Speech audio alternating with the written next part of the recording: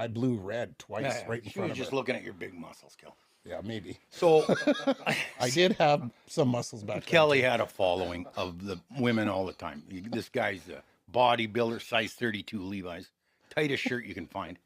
And where is he going? Well, we were all listening to country music, but we were colorful. It's not to say we didn't listen to anything else. In my Torino, I had AC/DC, The Conway, Kinks, the Kinks, Conway Twitty, Merle Haggard, and George Tweety Jones. Bird. And I'd turn the radio on and say, "What the fuck is this?" Brad, Simon Chaos. Put Simon Chaos. What the fuck is that? But anyways, there's lots of color for people, but we chose the rigs. And you know what? I'm glad I did because I learned a lot of things. I learned without even knowing it. I learned how to work hard, not to impress people, because it was the right thing to do. Yeah. My first experience with the people, I thought they were all fucking crazy.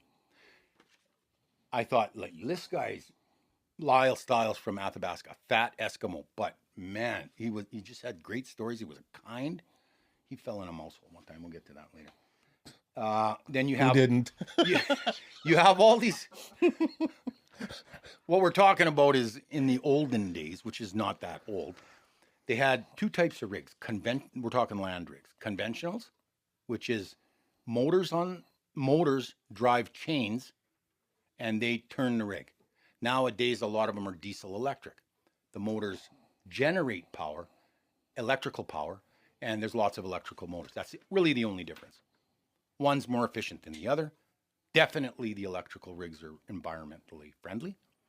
And I told you guys we all met up on Dow Chemical Atco 58.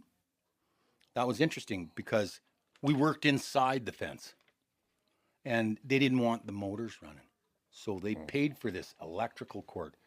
I don't know how. I want to say it was like 2 miles long. This thing was at least 12 inches thick.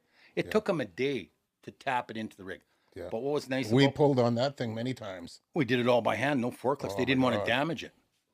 So it's important to know that it was a versatile rig, right? And when you hook that electrical power, you shut off all the engines. And at night it was creepy. The fog would come in.